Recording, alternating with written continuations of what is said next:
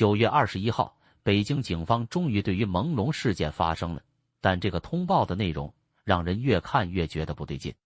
而几乎是同一时间，网红户陈峰被全网封杀，而且还专门引出了一个为期2个月的清网行动。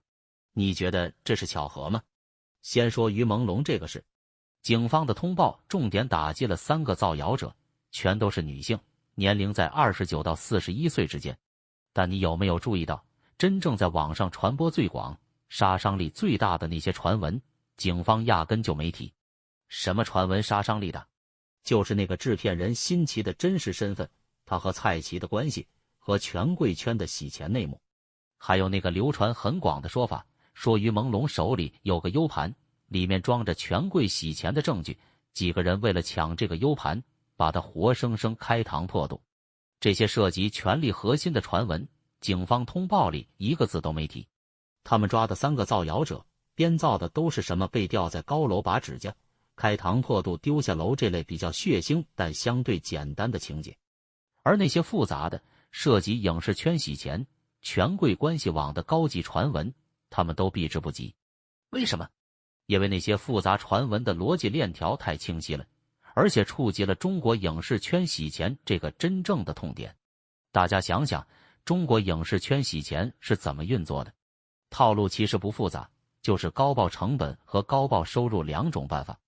高报成本的方式，比如搭个布景花10万，但报账100万，多出来的90万通过外包公司流回出资人口袋。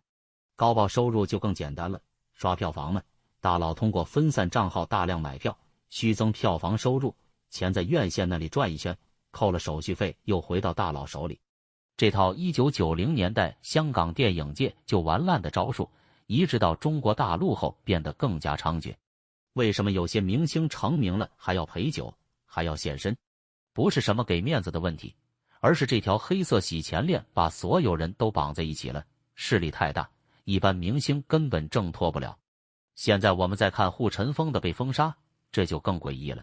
这个人第一次被封是因为拍了个月收入107块钱的老太太，第2次被封是因为有人在直播间问他习近平是不是独裁者，他吓得情绪爆发，把对方骂了1分钟，结果还是被封了。这次是第3次，也是最彻底的一次，连中央网信办都出动了。户陈峰这次到底犯了什么事？说穿了，就是他的苹果人 vs 安卓人理论。他把人群简单分成2类，苹果人代表高端、优雅、有消费能力，安卓人代表中低端、抠门，买国产货还要给自己找高大上理由。你说这个分析对不对？说实话，挺准的。但问题是，他这套理论戳到了一个更深层的痛点，这种看似轻松的2分法，实际上是对官方全面小康、共同富裕叙事的致命结构。想象一下，当千万网民发现自己原来是被归类为安卓人时，那种被精准定义的挫败感，比任何宏大的统计数字都要来得直接和残酷。这就是为什么一个简单的消费品牌对比会被定性为挑动群体极端对立情绪的根本原因。更关键的问题在于，户陈峰的安卓人概念实质上覆盖了李克强那个著名数据，6亿人月收入不到1000块。前段时间有个山西小县城网民发抖音被骂惨了，他说自己月薪1000块，评论区一片质疑声。为什么？因为在网络上有发言权的人基本都不在那个6亿人的范畴里。这就引出一个非常诡异的现象，沉默的大多数真的是沉默的。李克强的数据可能还是美化过的，真实情况可能更糟。但这6亿人在网络上几乎没有声音，因为收入越高，在网络上的话语权就越大。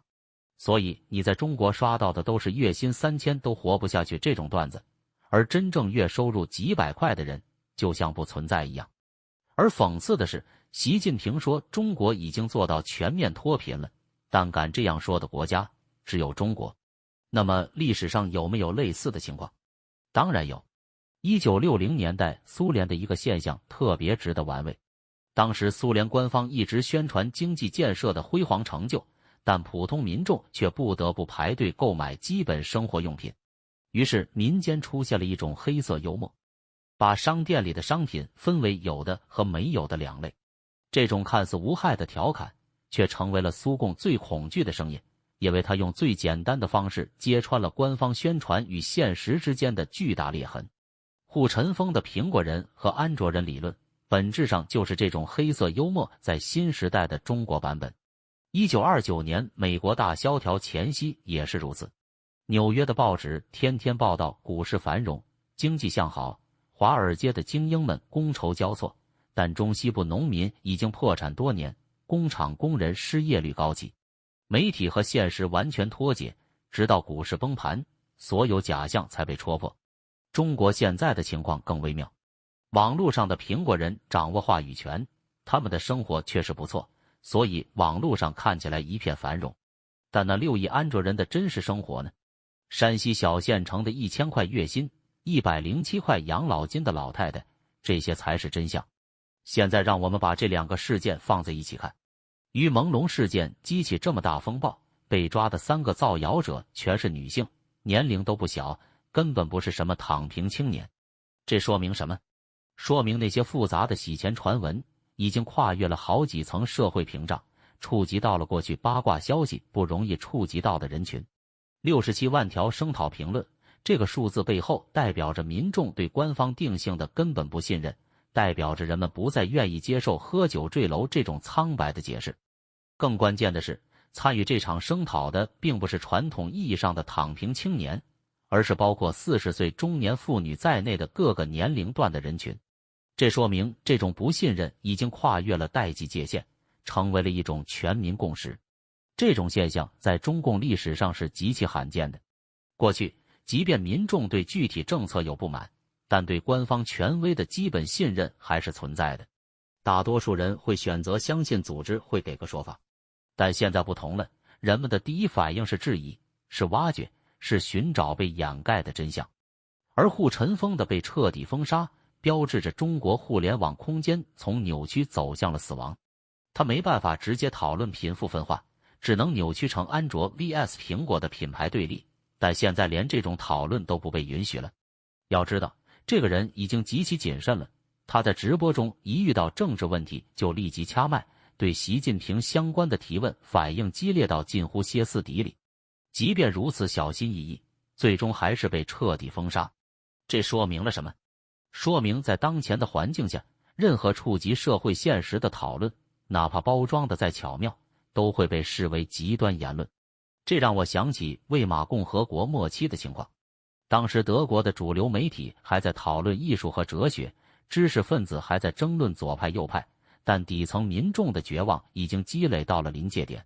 当希特勒站出来的时候，那些被忽视的声音瞬间爆发，整个社会结构瞬间坍塌。现在中国的情况有些相似，网络上的苹果人还在讨论消费升级、品质生活，但安卓人的声音被彻底压制了。但更深层的问题在于，这2个看似无关的事件，实际上指向了同一个根本问题：产权的虚无化。护陈峰通过消费品牌的对比，揭示的是普通人经济选择权的不断缩减。当你只能选择安卓产品时，你的消费自由权实际上已经被剥夺了。而于朦胧事件中传闻的那些洗钱、虐杀的复杂情节，指向的是连生命权都可能随时被剥夺的恐怖现实。这让我想起了著名经济学家许成刚的一个观点：产权不仅仅是财产权，更是生命权和自由权的基础。当一个社会的产权制度彻底失效时，无论是企业家的财产，还是普通人的生命，都可能随时面临被任意处置的危险。从马云的突然消失，到外卖小哥的工伤五保，再到于朦胧的离奇死亡，这些看似毫无关联的事件，实际上都在验证着同一个逻辑：在一个没有真正产权保护的社会里，任何人都可能成为下一个牺牲品。现在我们再来看看官方的应对方式。对于护陈峰，直接全网封杀，还要搞专项清网行动。对于于朦胧事件，先是10天不回应，然后直接抓几个造谣的女性来杀鸡儆猴。这种处理方式暴露出了什么？暴露出了官方已经完全丧失了与民众沟通的能力和意愿。面对质疑，不是解释，而是封口；面对传闻，不是澄清，而是抓人。这种做法在短期内可能有效，但从长远看，它只会加剧民众的不信任，催生更多的沉默反抗。因为当正常的表达渠道被全部堵死时，民众的不满情绪并不会消失，而是会以更加隐蔽、更加广泛的方式表达出来。想想看，连护陈峰这样极其谨慎、从来不敢讨论任何关于政治的人都被封杀了，那还有什么样的讨论是安全的呢？答案是没有。在一个连讨论消费品牌都可能被定性为极端言论的环境下，任何有意义的公共讨论都是不可能的。这种话语空间的全面收缩正在产生一种非常危险的后果，它迫使民众将所有的不满情绪都转向对体制本身的质疑。过去，民众可能会将问题归咎于具体的政策或官员，但当所有的具体讨论都被禁止时，人们自然会开始质疑整个体制的合法性。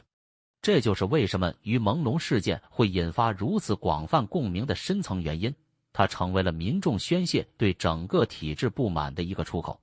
大家想想，如果6亿人月收入不到1000块是真的，如果影视圈洗钱是普遍现象，如果权贵圈子可以为了一个 U 盘杀人灭口，那么这个社会的根基还稳固吗？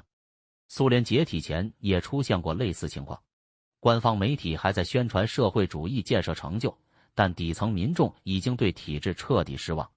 戈尔巴乔夫搞公开化政策，想让民众发声缓解压力，结果各种积怨瞬间爆发，整个体制轰然倒塌。